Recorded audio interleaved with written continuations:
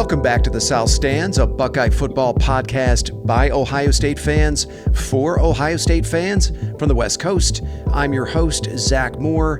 Today is Wednesday, October 18th, 2023, and I'm very happy to be joined once again by fellow South Stands contributor Paige Van Horn from Denver.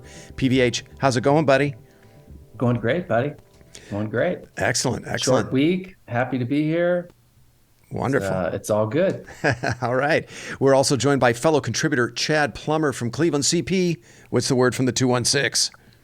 What's up, guys? You know, it's like I woke up above ground today and the sun was actually out in Cleveland, so I'm fucking winning, man. It's all good over here in the 216. I love it. The odds of those two things happening are pretty low. Right. I mean, it's lining up, man. Oh, man. That's beautiful. Yeah, it's actually gorgeous here. High 70s. We're getting our summer here as we always do in San Francisco during October. So we are back with you today to preview number 3 Ohio State's huge showdown with number 6 Penn State in the Horseshoe this coming Saturday. But first, PVH, do you have any thoughts you'd like to share on last week's 41-7 win over Purdue in West Lafayette? Not really. I'm much more excited to talk about this upcoming week. I think I sent you a text like I wouldn't be too fooled about anything we see against Purdue. You did say that. So I don't want to spend too much time on it other than, hey, they did exactly what, they should have done. Yep. They, didn't fall into that Purdue trap, if that's a thing. I think we were all just kind of still shell-shocked by what happened, how many years ago that was. 2018, yeah. They took care of business, and now we're moving on. I mean, I don't think we need to rehash any of that other than the fact that and I think it'll come up on this conversation. I think we have a running back, not debate, but there's I think everyone's clamoring for a little bit more Dallin Hayden. So number 5, baby. Yeah. Yep. No, I think I totally agree. CP, any thoughts you want to share about last week's win over Purdue? Not really. I mean, it's what I expected. I pretty much I don't know, I will allude to this later, but I'm pretty dialed in on those score predictions. Even though they didn't get up to 50, they got up to 41 and held them to under 10. Yeah, they did. Yep. They, although I don't know if you can claim your score prediction was close on this one. It was the week before though. You're only 4 points off. Oh, what did I have? 53 to 10. You had something like 53 or something, but I thought it was 32-4. It was something really wrong. Yours was 32-4. I wouldn't. No, yours was. Surprise me. No. But I am happy with. I like Kyle McCord. I'm going to say it like I've said it for quite some time. Mm-hmm. I mean, there's a reason he stayed in this program. The kid's got he's got game, man. Yeah, and he's only going to get better. And he was good against Purdue, I really thought. And also he was victimized by a handful of uncharacteristic drops. Otherwise, I think his numbers would have been better. Harrison, 3 of them. Yeah, which is unusual for him. But no, Ohio State managed to avoid what I thought was a game that had upset potential. And I thought it definitely had I had the slogometer set to 10 on that game. I thought it was going to be a slog for Ohio State with Buckeye out, Henderson out, Mayan Williams, but they managed to play really, really well in spite of that. They got off to a faster start in this game, which is really, really good to see. And obviously they're going to need to do that again this weekend against Penn State. All right, well then let's turn our attention to number 3 Ohio State against number 6 Penn State in Columbus this Saturday. The game is a noon Eastern kick. Sorry, PVH, on Fox with Gus. It's a scarlet out, everyone. Gus Johnson and Joel Klatt will be on the call. Of course, the line is Ohio State -4. The over/under is 46.5. Last time I checked, that is. Now, this is going to be the 38th meeting between these two schools. Ohio State leads the all-time series 24-13. The Buckeyes have won 16 of the last 20 in this series, and they won 6 in a row. And that includes a 44-31 victory in Happy Valley last year. Penn State's last win in this series was 2016, boys. That was in Happy Valley. and that was the last time they actually won the Big Ten, 2016. Penn State's last win in the Horseshoe was 2011, which was the Tattoo Gate season with Luke Fickell as interim head coach. Now, James Franklin's teams almost always take the Buckeyes down to the wire. We remember the back-to-back one-point victories for the Buckeyes in 2017 and 2018. Penn State held double-digit fourth-quarter leads in both of those games. And last year, Penn State held a 21-16 fourth-quarter lead with 9 minutes to play before JT Tuimoloau went crazy, forced 2 Sean Clifford turnovers in the quarter, including a pick 6 to help the Buckeyes pull away. By the way, that was probably the greatest single-game performance by an Ohio State defensive player I've ever seen. Ever. Yeah. I mean, maybe even better than anything Chase Young did back in the 2019 season. So, fellas, why don't we start with the marquee matchup in this game, which is the Penn State defense against the Ohio State offense. And I got a few numbers I want to share with you before we dive into this and get your opinions. Now, Penn State comes into this game ranked number 1 nationally in total defense, defensive yards per play, and pass defense. They're second nationally in quarterback sacks with 27. They average 4.5 sacks a game. They're second nationally in scoring defense, allowing only 8 points per game. They're third nationally against the run. They're 10th nationally in tackles for loss. They average 8.5 tackles per loss per game. And they're tied for 15th nationally in forcing turnovers. They average 2 turnovers a game. Finally, they are number 1 nationally in opponent scrimmage plays of 10 yards or more. So, guys, statistically speaking, it's hard to envision a better defense than this one. I mean, defenses that pressure the quarterback and create turnovers, as well as this one, usually have to live with allowing a certain number of explosive plays. That's the trade-off Jim Knowles has been known to make, but not this defense, not so far. However, it is worth mentioning the national total offense rankings of the FBS opponents Penn State has faced so far. West Virginia, 79th. Illinois, 85th. Iowa, 133rd. That's dead last in the FBS. And Northwestern, 122nd. And then finally, Massachusetts is 89th. Guys, UMass, I mean, I'd be stunned if they are actually among the top 89 offenses in the country.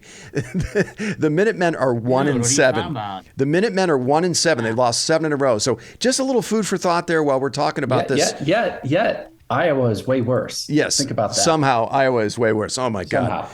As we're looking at this unbeatable, unslayable Penn State defense, I do think we need to consider the competition. Now, a few names to watch on this Penn State defense. They have a rotation of 3 really good edge rushers, Chop Robinson, Adisa Isaac, and Danny Dennis Sutton. Isaac leads them with 5 sacks. Chop Robinson is second with 3. Also, keep an eye on junior cornerback Kalen King. He's a really good player, and he's probably going to be blanketed all over Marvin Harrison Jr. in this game. Although you would think his PFF grade would be a little higher than it is. His overall grade is only 66.8. His coverage grade is only 64.1. He's only got 1 pass breakup and no interceptions. Maybe it's because opposing offenses don't throw at him, but I thought that was interesting that King's PFF grade was so low. So, PVH, I'm going to kick this over to you. What will you be looking for when Ohio State has the ball against the Penn State defense? So I think we should anticipate it's going to be tough sledding for us to run the ball. It's just their defensive front is great. So, or supposedly great. Just by what you hear, I couldn't give you any anecdotal. I haven't watched Penn State play a single down this year. I did also hear that both their corners that they're NFL caliber guys. So what I'm looking for is, so it drives me crazy. We don't know if Ibuka is going to play, but Ibuka and Harrison versus their 2 DBs. I remember when we were talking about the Georgia game last year, and you're like, it's going to be really hard for us to run the ball. It's going to be really hard for us to run the ball this week. Yeah. So how is Day going to play it? And then I think if those corners are, NFL caliber guys, then that's the matchup to look for. And then my X factors in these 2 games are going to be Xavier Johnson and Cade Stover, because I don't expect us to do much running the ball. That's just pretty much well documented. I don't think that's going to change for us this year. I don't care who the running back is. So if Ibuka and Harrison have trouble, then I would anticipate Day making adjustments in the game, and Xavier Johnson and Cade Stover, and I don't think we're going to have to make 5 massive plays to win this game. Make 3 or 4, and that's probably enough to get us over the hump. Okay, I like it. CP, how about you? What are you going to be looking for when Ohio State has the ball against this Penn State juggernaut defense? Well, I mean, let's not get crazy about the juggernaut shit. Like, I mean, I feel like that's kind of like, I mean, I saw a couple things today. Like, I mean, they look good. Like, but and let's just go back to UMass real quick though. Like, you're talking Marcus Camby and Julius Irving. Oh, that's hoops. I'm sorry. Wrong podcast. Oh, yeah. Sorry, college basketball. It's I think that's going to be fine. My biggest concern, as it's been the last 2 to 3 weeks, I think you guys can agree that we've mentioned this more than a handful of occasions, is the offensive line. Yeah. I think if the offensive line controls the game, trenches, I mean, I will pretty much be able to do anything. And I think there's going to be some players outside of the obvious, Cade Stover and Xavier Johnson. But you know what? Who's been balling out is Fleming. Fleming's been throwing some sweet blocks. Mm-hmm. He's made a couple really sweet catches, man. He does a lot of dirty work, doesn't he?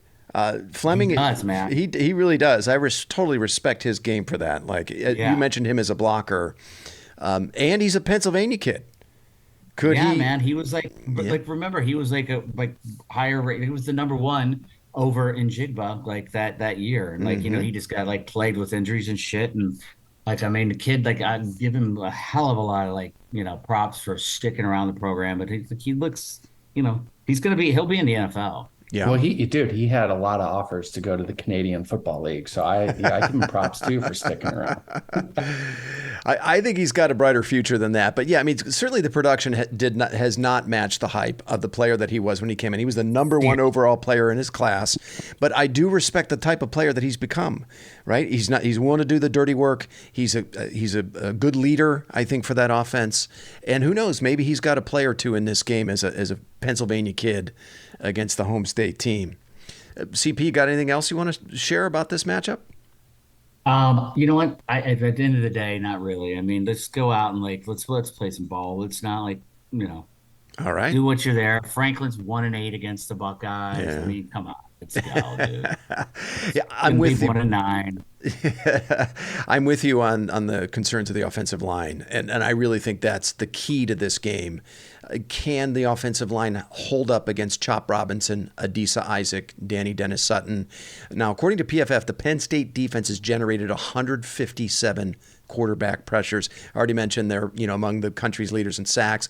And for context, Ohio State's defense has only generated 96 quarterback pressures compared to 157 for Penn State. But the Ohio State offensive line has actually been pretty good in pass protection this season, much better than run blocking, I think.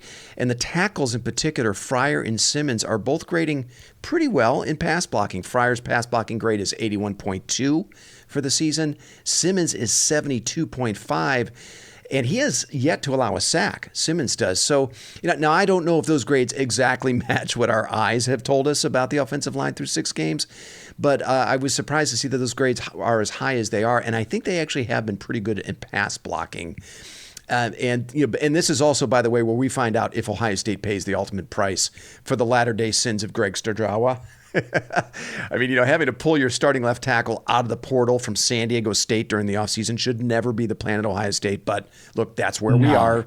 That's the position the program found itself in. So we'll see if Simmons and Fryer can hold up. That's a big matchup. Now, I thought the offensive line held up pretty well against a good Purdue pass rush, a very productive I agree, Purdue Zach. pass rush, right? Didn't you think? I think I agree. Yeah. Ford had time back there, man. Yeah, I thought they did a good job against that Purdue pass rush. Now, I'm hopeful they can level up. They're going to have to level up, no doubt about it, that offensive line in this matchup. If they can draw at least a stalemate with the Penn State pass rushers in that game, I think that could be enough. You just can't let the Penn State pass rushers dominate the game, because that's the path to victory for Penn State, I think, is if you let those defensive ends just go off and they control the game. But if Ohio State can do that, if they can draw a stalemate, I think I'd love our chances in this game. Paige, just to your point, secondly, will Emeka Egbuka and Trey Henderson play? It's hard to make a pick on this game without knowing their status. Egbuka especially. Now, we won't know if either are going to play until a couple hours before kickoff. We remember how huge Egbuka was against Notre Dame with the Irish bracketing Marvin Harrison Jr. all night. And in the last two matchups between these teams, Trey Henderson delivered big plays in the run game that were absolutely huge. He had a 41-yard touchdown run in the fourth quarter of last year's game that gave the Buckeyes the lead for good. And then back in 2021, Henderson popped a 68-yard run that set up a TD in that game. Also, why do you think he hasn't played the last couple of weeks? Well, he's injured. And no, he could have played. They're just he's waiting for throw him in for Penn State. I hope so. I don't believe. I know they say he could have played, but I don't believe a fucking word Ryan Day or the program says about injuries. I agree, but don't kid yourself. He's going to be playing on Saturday. I hope you're right. But how can we say that, CP? How can we say that with any certainty with this guy? Just because of what you just said prior to this conversation right here. How he's balled out against Penn State. Yeah. So I actually agree with both of you, but what's the more logical thing that happens is that he does play, but then he gets hurt in the second quarter. What's happened. No, I'm just saying, no, dude, you can't. I'm not being a hater. I'm saying that's what's happened multiple times. Do we need him, dude? And yes. The same. Did they hold him out for Penn State? Yes. Play the whole fucking game and be productive, Trey. Yeah. Right? That's what we're. It's not so much you're in the lineup. Make some plays, bro. All right. Well, so I will take whatever I can get from Trey Henderson. But what do you mean? I would think I have no faith in Henderson when it comes to his health, and I will be ecstatic if he's on the field and he can be a productive player in this game. Just for once, just give some positive vibes, because at the beginning, when we first before we did our first pod, this isn't the South Stands kumbaya that we're just making I just got fantasies up about the team, right? That fucking Henderson will start and get 150 yards. Oh boy! Well, I'd love that. Straight from the BDB. Okay. Paige. Oh, great. Well, while we're on the topic of running backs, enter Dallin Hayden potentially.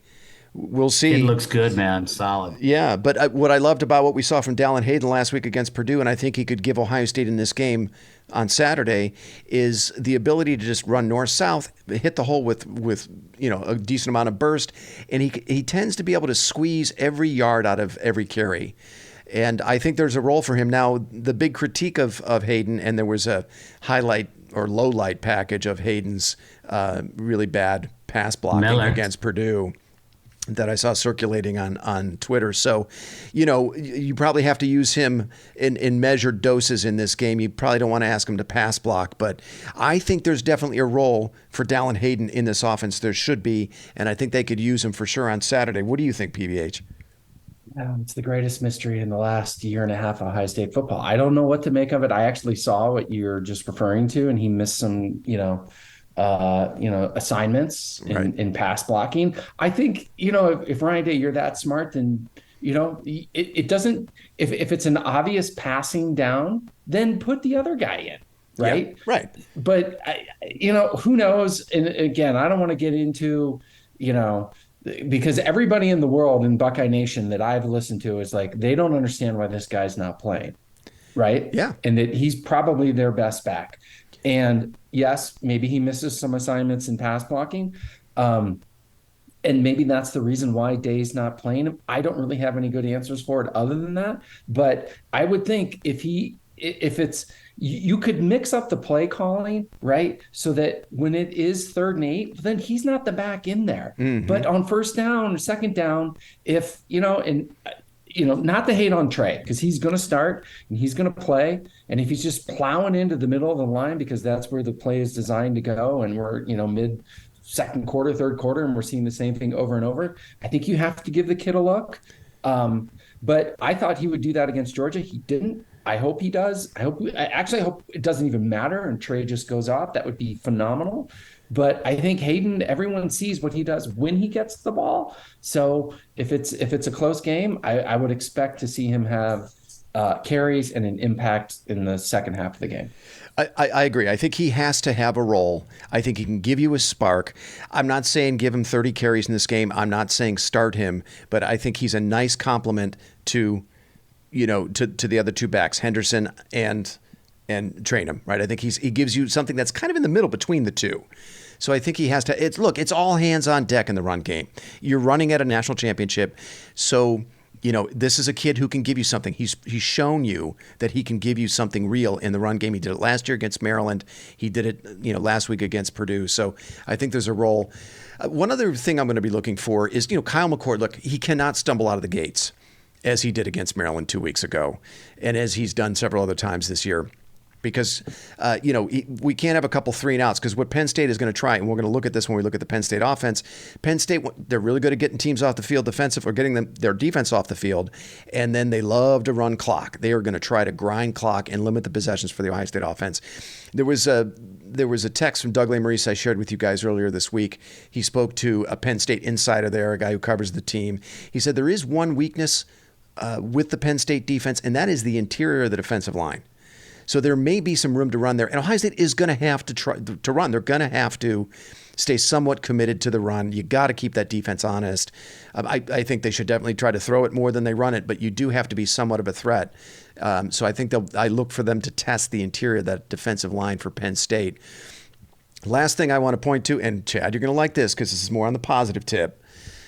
If we look at the last 6 quarters from the Ohio State offense, so that's from the halftime of the Maryland game through last week's win at Purdue, the offense seems to have found its groove. 68 points and 726 yards of offense over that 6-quarter stretch. And Kyle McCord over that stretch, 27 of 42 for 470 yards and 5 passing touchdowns. I understand it's Maryland and Purdue. It's got a tingle in my body. I understand it's Maryland and Purdue, and the Penn State defense is a different animal, but that's the best I think Ohio State has looked offensively so far, is over their last 6 quarters of play. All right, PVH, anything else you want to share about this matchup of the Ohio State offense against the Penn State defense before we flip it around? Yeah, flip it around. All right, let's flip it around and have a look at the Penn State offense against the Ohio State defense. And I got a few numbers I want to share with you guys, as always. Now, Penn State comes into this game ranked 43rd nationally in total offense. They're 79th in offensive yards per play at 5.53. But against FBS opponents, it's only 5.16 yards per play. Penn State is also 79th in passing offense. And the Penn State offense is led by Ohio product, sophomore Drew Aller. Aller comes into this game with 12 touchdown passes to no interception. But he's only completing 61% of his passes for 6.7 yards per attempt against Power 5 opponents. And most of his touchdown passes are of the dink and dunk variety. For example, against Iowa, Aller threw 4 touchdown passes, but none of them traveled further than 10 yards.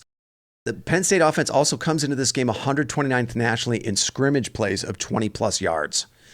Now, their best receiver is Keandre Lambert-Smith, who comes into this game averaging 13 yards per reception with 3 touchdown catches and 402 receiving yards. After Lambert-Smith, there's a huge drop-off in production. Tight end Theo Johnson is their second leading receiver with only 167 yards receiving. Guys, I don't think there are any Parker Washingtons or Jahan Dotsons in this group of receivers for the Nittany Lions. Dotson, man, that guy gives me nightmares. Yeah, but Parker Washington too. Now, the identity of this Penn State offense is the run game. They run it about 58% of the time. They're 16th nationally in rushing offense, but that's a volume stat because they're all the way down at 53rd nationally in yards per attempt at 4.55. And if you adjust it for Power 5 competition, the Penn State run game is only averaging 3.85 yards per attempt. 3.85 yards per attempt against Power 5 competition. This is their fucking identity. You're running the ball almost 60% of the time, and against Power 5 opponents, you only average 3.85 yards per attempt. Now, running backs Katron Allen and Nicholas Singleton, who had huge freshman campaigns last season, both appear to be in sophomore slumps. Singleton in particular. I believe Singleton has been a little nicked up this season, though, but he hasn't missed any action for Penn State. He's only averaging 4.1 yards per carry. That's down from 6.8 a year ago. His longest yard run from scrimmage this year is only 19 yards. Allen hasn't been crazy. Like last year was like everybody's like, oh, this kid's like the Heisman top. He was great. He was great last year. Ran for over 1,000 yards. Yeah. Allen hasn't been much better. He's only averaging 4.8 yards per attempt this season, which is also down slightly from last year for him. And his longest run from scrimmage is only 18 yards. Now, Allen and Singleton, they weren't huge factors in last year's game. I don't know if you guys remember that. Only 76 yards on 12 carries in a short touchdown run for Allen, only 45 yards on 14 carries for Singleton. So let me sum this up for you guys, and then Paige, I'm going to kick this to you. Again, against Power 5 opponents, Penn State is only averaging 5.16 yards per play, 3.85 yards per carry in the run game. Drew Aller's only completing 61% of his passes, and this is a guy who doesn't often throw beyond like 10 or 15 yards, and he's only averaging 6.7 yards per pass attempt. They're 129th in the FBS in scrimmage plays at 20-plus yards. And let me remind you, those Power 5 opponents, those stats came against West Virginia, Illinois, Iowa, and Northwestern. PVH, I'm going to kick this to you. Give me a few thoughts on the matchup of Penn State's offense against the Ohio State defense. I felt like I was a fish and there was some lure in the lake and you're trying to lead people to say that we're not believers. And I'm very inclined to go with that. I guess I would just say, like, if I'm going to look for matchups, right, like our offense against their defense, it's going to be a battle, right? And they're going to win some, we're going to win some. There's a distinct advantage for our defense against their offense. And I think that's what's going to carry the day. I was listening to the podcast and they had the Penn State beat writer on, and she's like, "Oh, Aller, he's special." And there was this narrative like that the reason why that they haven't really, thrown the ball down the field or really, done things is because they've been saving for this game, or they haven't had to. And I was actually thinking to myself, like, that is the dumbest thing I've ever heard in my life, right? Like 1-8. So, but even like, let's just hypothetically play that out. Like, even if that was the case, right? You're going to say, well, we were going to wait until we're in Columbus against the top 4 foe before we really open up the playbook, right? Like, I hate that thing. Like, we're holding things back, and just wait because we're going to explode. And I'm like, there's no coach in the history of football that I've ever heard that would do that. So, I think matchups and who knows. But I like our defense against their offense. Yeah. Sure. Are they going to make some plays and score some points? Absolutely. That's college football today. You're not going to shut anybody completely down. They've got, but they don't have a Dotson like you mentioned before. Mm-hmm. And so, at the end of the game at 2:00, I expect our defense to, do what they've been doing, and especially Knowles, right? Like, if this is the game where don't sell out, right, and make them drive the field, this is it, right? Yeah. And it would be ironic if like something went wrong and like they busted off like 3 plays for over 50 yards, but I doubt that's going to happen. And if Penn State can drive the field 4 or 5 times and score touchdowns, then guess what? You deserve to win the game. I don't think they're going to be able to do it. All right. CP, how about you? Give us a few thoughts on this matchup. The way I see this is like Cody Simon, the kid's been balling out, man. It's time to get Steel Chambers out. Our defensive backs, I feel like majority of the time, but I need you like turn around and look at the ball sometime, boys, Mm-hmm. They got wheels. They can place the ball. Denzel Burke. I mean, come on, let's go. I hope he plays. He got hurt against Purdue. I know. Like, what do you think? What was it? Ankle, right? Yeah. Well, we don't know actually. We don't know. I don't know what happened exactly, but he's in Germany getting stem cells. Still, I'm told. For all we know. Hopefully he plays. I mean, I like their depth at corner, but you want all hands on deck for a game like this. Man, like that kid is he's playing really well. He's a stud. Tyler Williams. Jack Sawyer's starting to play some ball. Mike Hall, I've seen him. Like I feel like he's kind of a quiet leader on that team. He was like all fired up last week after a couple plays over on the sidelines. I like this defense, man. They're coming together as a unit, I think. And there's, although I need to get Copper like on the sidelines and get Steel Chambers. You're not a Steel Chambers fan. Yeah, he struggled the last couple of weeks. Yeah, it's nice. He's got another experienced linebacker that he trusts, Knowles I'm speaking of, and Cody Simon. And they may end up giving Penn State some 3 linebacker looks. actually, if they're going to go heavy and run the ball. That's what Penn State wants to do, right? They run the ball about 60% of the time. I personally don't see how a Penn State scores more than 10 points in this game. And with that offense, unless the Ohio State offense turns the ball over several times, gives them short fields. Now, the one thing the Penn State offense does very well is they convert their red zone opportunities into touchdowns. Penn State is third nationally in that statistic. But guys, I think the Penn State offense, and I said this over text to you guys, I think this offense might be low-key bad. I mean, especially if we're applying a national championship standard here. This is not Trace McSorley, Saquon Barkley, Chris Godwin, Mike Gesicki. Like those offenses that we saw, circa 2016, 2017, the last time they won the Big Ten. I mean, those offenses had real explosive capabilities. Now, Ohio State and Jen Knowles, they do have to stay disciplined. And PVH, you referenced this. They can't get carried away blitzing and taking unnecessary risks. These are still good players we're talking about on Penn State, Big Ten athletes. But I feel like we might see Penn State try to take a page out of Notre Dame's book. Try to hold the ball, drain the clock. I mean, James Franklin's wet dream in this game would be 2 second-half touchdown drives like the ones Notre Dame had that drained 14 minutes off the game clock. You guys remember that? So yeah, and it was so frustrating. I think I was there. We were there, and I was sitting there under my breath the whole time. Make a play, someone make a play. So I don't think Knowles can be content to let that happen in this game, though, PBH. He's going to have to take a few more calculated risks to get his defense off the field, I think. You can't just let Penn State, take the air out of the football. So, PBH, I'm going to kick this back to you. Any other thoughts on this matchup you want to share?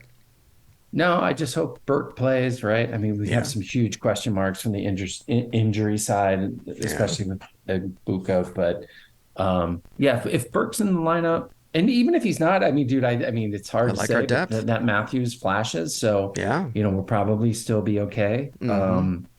But yeah, dude, and I think it's going to be, they'll be better than what, they've showed thus far. Offensively, but so I'm not quite as bullish as you are, like that they couldn't score more than 10 points, but I do like the matchup overall, our defense versus their offense. Okay. Yeah, you're probably right about that. CP, how about you? Any other thoughts you want to share on this matchup before we move to our concernometer scores? I just want some, I want something out of our special teams, man.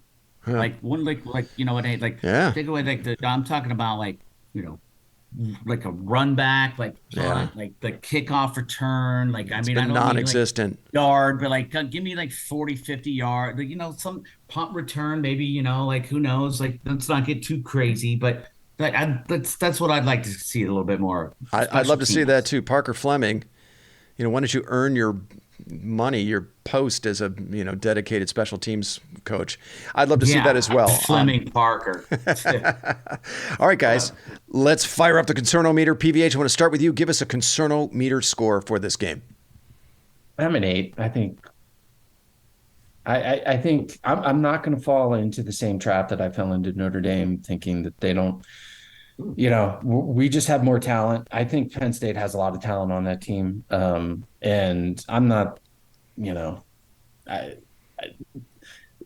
it's always a close game, right?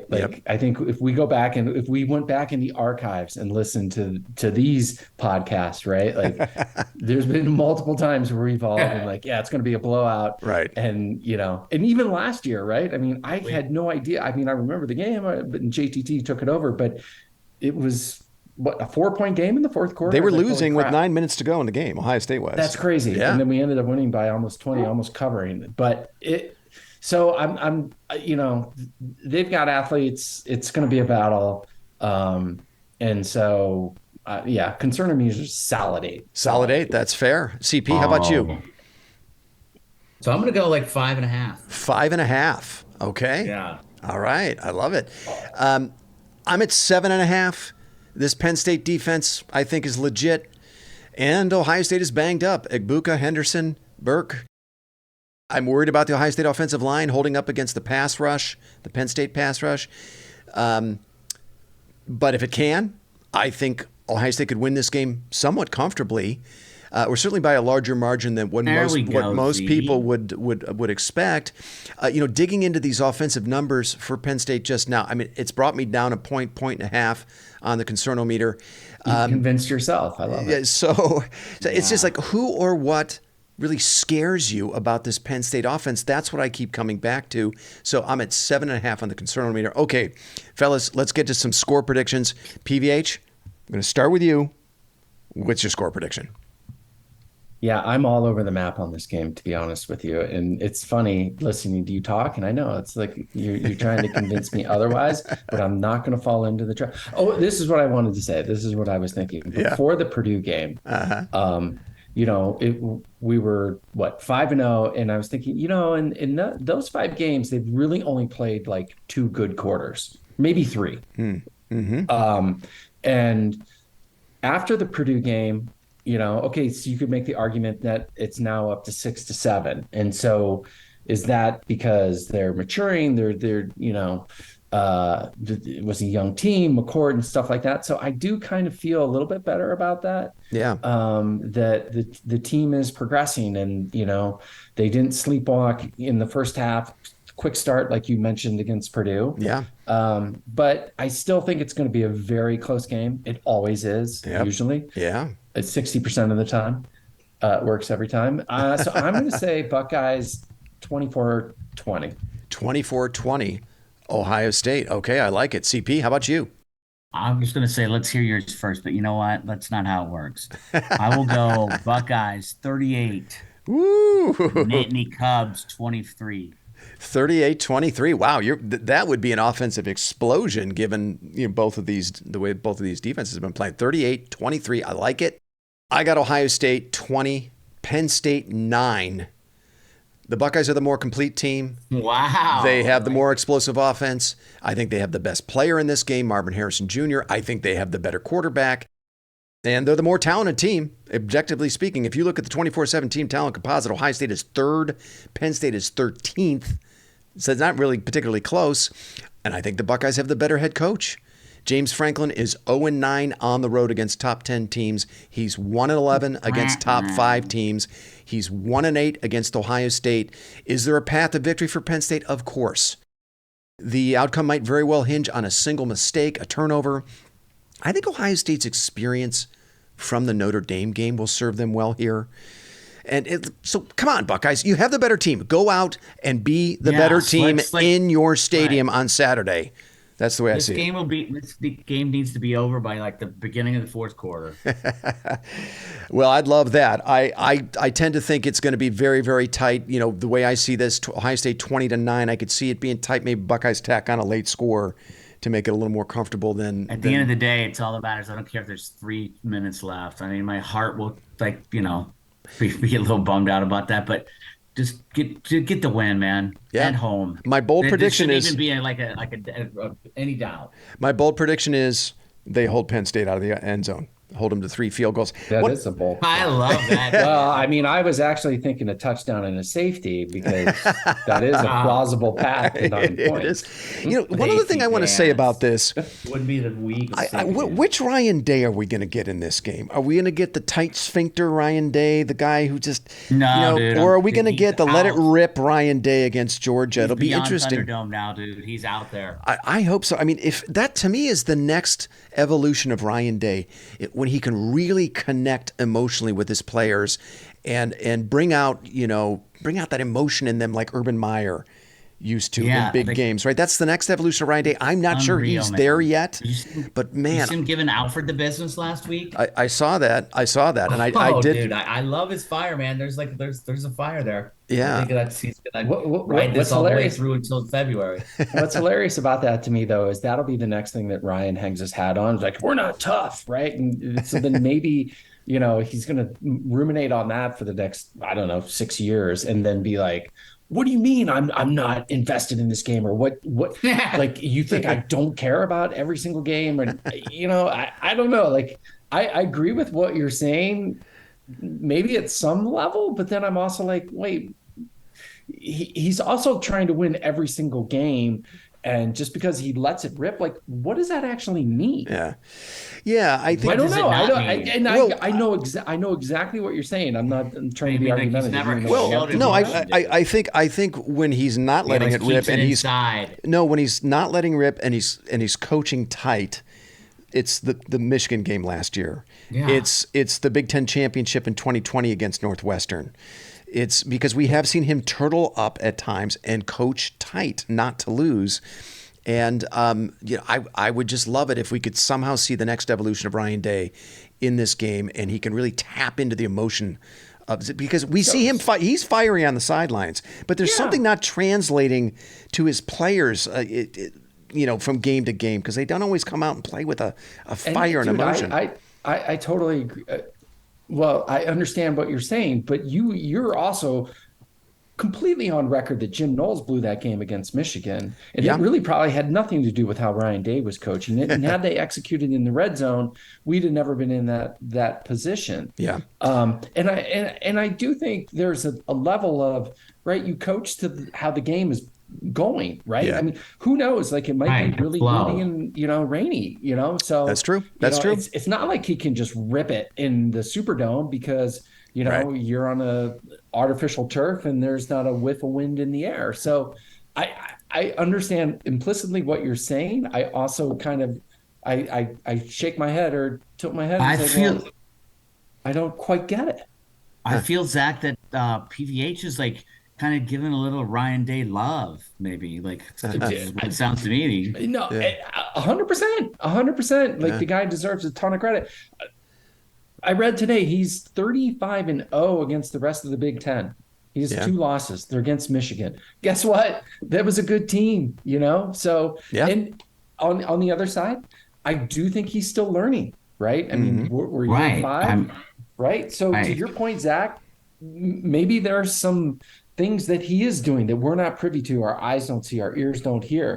And he's figuring it out. Urban was the master of getting his teams up and winning close games. I think that's the key, is to win the close games. And Urban was just amazing at doing that. How he did it, I have no freaking idea. Yeah, I know. And earlier this season with that same kind of win against Notre Dame, I think that's where maybe he turned the corner. That might be it. That he might have completely turned the corner. Yeah, I guess what I want to see, last week we saw him pull out some new wrinkles against Purdue, right? More gap scheme blocking. We saw the red zone package with Devin Brown. By the way, I didn't even ask you guys about that. I'm not a huge fan of that. I personally would rather like the red zone shit. I give him high marks for creativity in trying something new, because they needed a spark in the red zone. So it's things like that. He doesn't always go to his bag of tricks in big games. Sometimes he does, as he did against Georgia. Sometimes he doesn't. So I just want. So pause there. Okay. So we didn't talk about that. I did kind of like it. Okay. Do we see that this weekend? Yes or no? Gun to your head. So it's first and goal from within the 10-yard line. Will you see Devin Brown in the game? No, we will not, because that fumble when he crossed the goal line, yes, when he crossed the goal line sealed their fate in this game. They can ill afford to screw around in the red zone against this Penn State defense. I say yes, CP. What do you say? Okay. I'm gonna have to go lean on his side, because I mean I think that they're going. Do I prefer? I hate the number 33 to QB, man. Like it makes me cringe. But do I think I agree with Paige? I think we will see that at some point, like in this game, and I think it's going to be like a little closer inside, like maybe like the 6 or 5. But he better not fumble the fucking ball crossing the goal line. I mean, he had a hell of a throw though to Ennis, though. That was but he also had a throw in the red zone. He's not going to be doing that again. Yeah, he also had a throw in the red zone that would have been a pick six going the other way if it was Penn State. I personally think when it comes to the quarterback, the most important thing here is the evolution of Kyle McCord. I do not think Devin Brown gives you much. I don't think that he gives you much more athletically than Kyle McCord. They're virtually the same athlete, in my opinion. You guys might be right, but I tell you that turnover just resonates with me, and they can ill afford against that defense that forces turnovers. And I don't know. 100% agree with you there, Zach. I'm just basing this on what day. I hope that he's not going to he realizes and think the way we are right now. but I can't just because I think back. So that's why I agreed with Paige. I think he's gonna like we'll see him at some point, which I think we should ride McCord from beginning to end, like every week. And had he not, and he did fumble, so ifs and buts are candy and nuts. Every day would be Christmas. But had he not fumbled that, it was effective, right? And even if he just hands the ball off, right, it gives Penn State defense something to think about. That's true. They had to prepare for it. Yeah. So I'm firmly in the camp that he will run that because it worked. Now it'll be great to see. So I'm excited for that. Great. Okay. All right, fellas. Well, hey, listen, I think we're in Vegas, baby. I'll be in Vegas. If anyone wants to meet me in Vegas, just tell me when. So all right, PBH, you're going to be in Vegas for the game. You're going there to see U2. You're going to, tomorrow night? You're going to spend the rest of the... Friday night. Oh, Friday night. Okay. You'll be watching the game. Happy birthday, Mom. Happy birthday, Mama. You'll be, okay, yeah. Happy birthday, Paige's mom. The question is, do I go to bed? That's the question. Yeah, you might want to get some rest. Yeah, for this one. Yeah. Oh, yeah. Oh, God, you're going to hate this even more because Dre's after hours at 2 a.m. I don't want to do that. That's right. It's a 9 a.m. kick for you instead of a 10 a.m. kick. Oh, my God. Yeah. I mean, is there any chance? Here's the question. You play through, bro. And all the people that care about football, you can turn off now. But there's no way I'm going to be in bed before 3? 4. Yeah, 3:30.